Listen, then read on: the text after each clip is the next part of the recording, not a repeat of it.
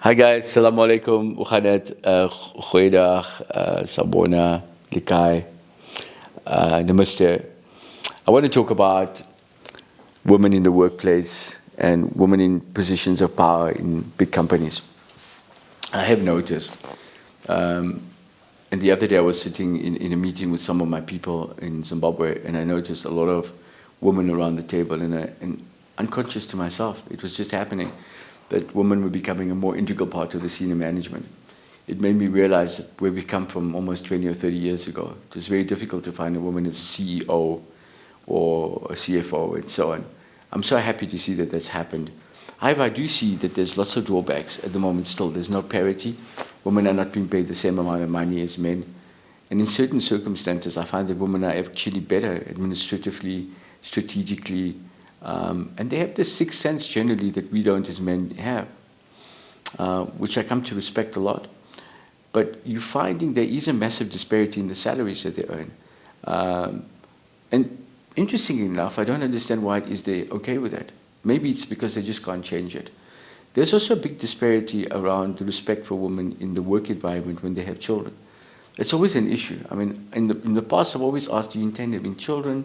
When do you when do you think you're going to have kids? In interviews and so on. And that's because I want to understand when they leave for that maternity leave, because I don't want to lose them in that time. But it's part of the process, man. And I think a lot of companies have come to understand that. But I think women must empower themselves more by finding an opportunity and a way of being able to save for that day as well, if the employers are not kind employers or they're not employers that are understanding their position.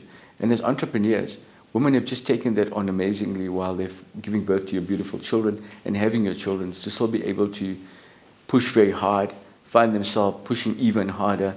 And when they're pregnant, obviously their emotions are all over the place. So they are all over the place in terms of getting work done, worried about when they're not there to be able to do the normal stuff they do.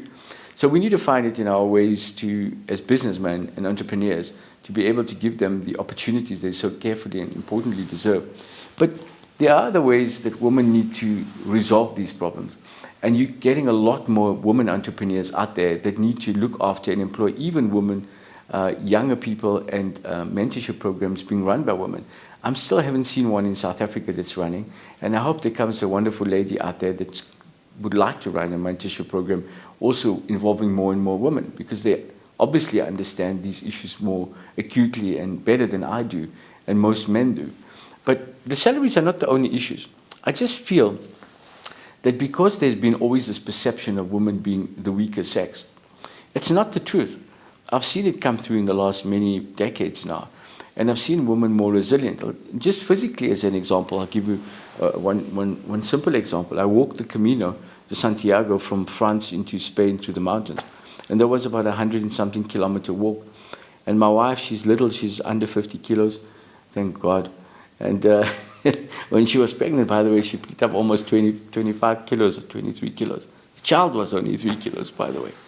But anyway, so we walked the Camino de Santiago, and she was all right. She was great. She was more fit than I was, but she didn't put more time and attention into training. And physically, I developed a bit of respect for her, you know. So it's not that we should undermine women, even from a physical perspective. They know how to train. They're resilient.